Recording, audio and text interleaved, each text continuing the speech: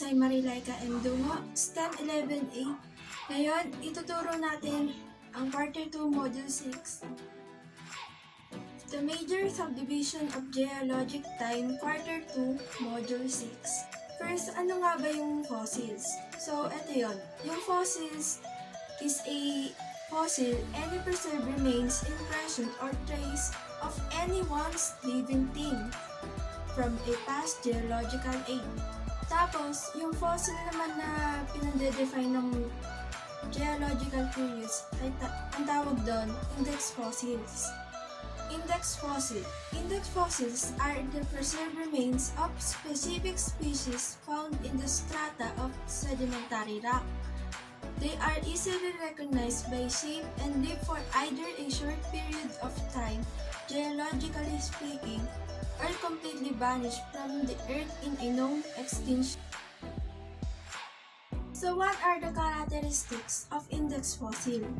There are 4 characteristics of an index fossil. It is distinctive, widespread, abundant, and limited in geologic time because most fossils bearing rocks form in the ocean. The major index fossils are marine organisms, defining ages, epochs, periods, and eras. The geologic history of Earth is broken up into hierarchical chunks of time, from largest to smallest. This hierarchy includes eons, eras, periods, epochs, and ages. So here are the major subdivisions of geologic time. Cenozoic era, age of recent life. Mesozoic era, age of medieval life. Paleozoic era, age of ancient life. Precambrian era, the era that predated the emergence of life in the Cambrian period. Here are the examples of Cenozoic era, examples of Mesozoic era, and examples of Paleozoic era. And here are the examples of Precambrian era. Are the soft-boiled creatures like worms and jellyfish live in the world's ocean. Correlation. It refers to the methods by which the age relationship between various strata of Earth's crust is established. It is an important geological technique because it provides information with regards to changes that have taken place at various times in Earth's history. Geologic timescale is a system of chronological dating that classifies geological strata in time. It is used by geologists, paleontologists, and other earth scientists to describe the timing and relationships of events in geology. How to correlate rock layers? Using index fossils to match rock layers.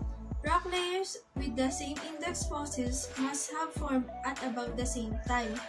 The presence of more than one type of index fossils provides stronger evidence that rock layers are at the same age.